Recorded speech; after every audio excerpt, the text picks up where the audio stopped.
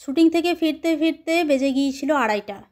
যখন বাড়ি ফিরলাম তখন দেখি ইচু খেয়ে দিয়ে ঘুমিয়ে পড়েছে। তারপরে এসে জামা কাপড় চেঞ্জ করে লাঞ্চ করে আমি একটু রেস্ট নিয়ে নিলাম। এখন বাজে বিকেল 5টা। ইচুর জন্য একটু চিড়ের পোলাও বানাচ্ছি। ঈশানের খুব পছন্দ এই চিড়ের পোলাও, তো মাঝে মাঝে ওকে আমি বানিয়ে দিই, ও বেশ মজা করেই খায়। আপনাদের মধ্যে অনেকেই আমাকে বলেন যে তুমি দশভুজা কী সুন্দর দুটো দিক সামলাচ্ছ, ইচুর দেখাশোনা, রান্নাবান্না প্লাস তোমার শুটিংয়ের কাজ। তো আপনাদেরকে আমি আগেও বলেছি, ফ্যামিলির সাপোর্ট যদি না থাকতো, ইচুকে যদি ওর ঠাম্মা, এখন ওর বাবা আছে, ওরা যদি খেয়াল না রাখতো তাহলে কিন্তু আমার পক্ষে সম্ভব হতো না। তো আজকের ব্লগে আপনাদের সাথে শেয়ার করব কেরালার একটা ট্রেডিশনাল হাউস। তো এই শ্যুটটা করেছিলাম যেদিন আমি আরানমুলা এসেছিলাম, যেদিন হিন্দি সার্ভেটা করেছিলাম সেই দিন। ঘুরতে ঘুরতে এই বাড়িটা চোখে পড়েছিল। তারপর ভেতরে গিয়ে মালিকের পারমিশন নিয়ে বাইরে থেকে বললো শ্যুট করতে পারবে, ভেতরে কিন্তু নয়। তো আমি বললাম ঠিক আছে, বাইরে থেকেই করব।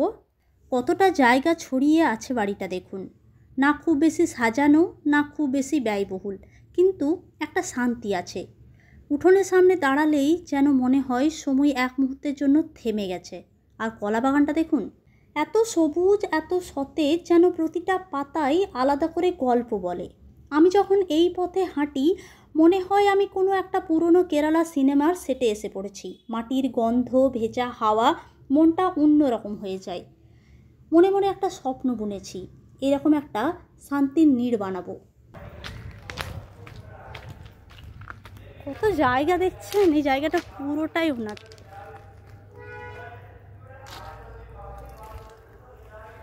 সবুজ একদম।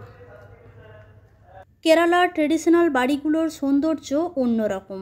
এই কাঠের জানলা, লাল টালির ছাদ, উঁচু ভেন্টিলেশন, সব যেন সময়ের সাথে যুদ্ধ করে নিজেদের গল্পটা বাঁচিয়ে রেখেছে।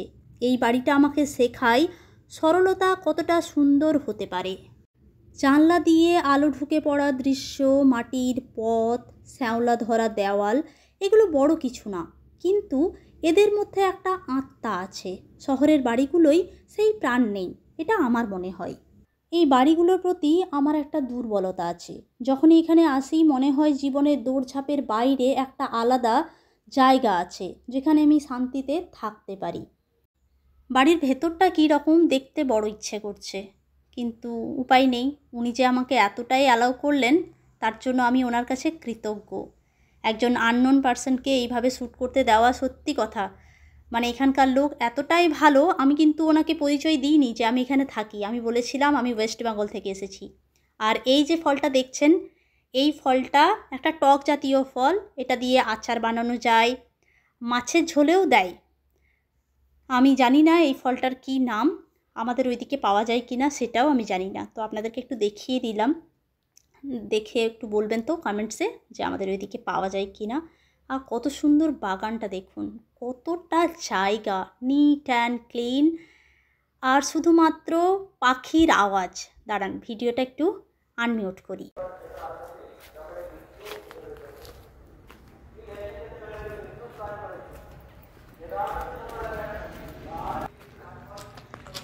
আর এই বসার জায়গাটাও দারুণ, এখানে কি সুন্দর বসে বই পড়ুন বা চা খান। Thank you. পাম্বা নদীর নাম আপনারা আমার মুখে বহুবার শুনেছেন। এই পাম্বা নদী হচ্ছে দক্ষিণ ভারতের গঙ্গা। এই শ্যুটিংটা আমি করেছিলাম সেই দিন যেদিন আমি কথাকলি গ্রামের শ্যুট করতে এসেছিলাম। এই পাম্বা নদীর এক ধারে রয়েছে কথাকলি গ্রাম আর অন্য ধারে মেলুকারা। এই পাম্বা নদী শুধু একটা নদী নয়, এটা কেরালার মানুষের অনুভূতির সঙ্গে জড়িয়ে থাকা একটা জীবনধারা। এই নদীর দৈর্ঘ্য প্রায় 176 কিলোমিটার। ভাবা যায় একটা নদী 176 কিলোমিটার ধরে কত জীবনকে ছুঁয়ে যায়। নদীটা শুরু হয়েছে পশ্চিম ঘাটের গভীর জঙ্গল থেকে, ইদুকি জেলার পিরুমেদুর পুলাচি মালাই পাহাড় থেকে।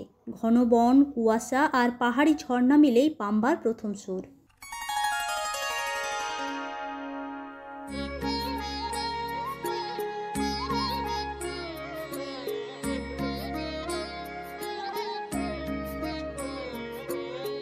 এরপর নদীটা নিচের দিকে নামে, ইদুকি থেকে পাতানামডিথা, তারপর রানী, আরানমুলা, চ্যাঙ্গানুর, এমন কত গ্রাম, কত মানুষকে সঙ্গ দেয়।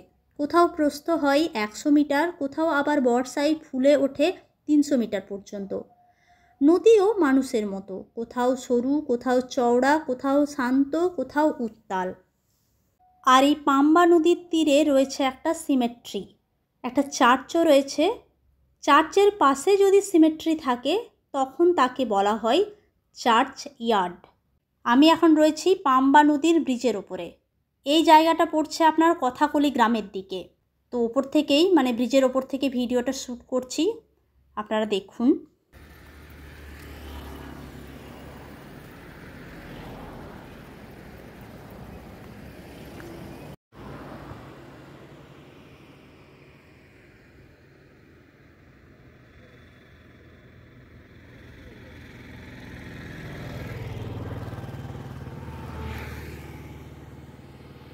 তবে চলুন, আজকের ব্লগটি এই পর্যন্তই। ব্লগটি কেমন লাগলো জানাবেন, ভালো লাগলে একটি লাইক আর শেয়ার করবেন।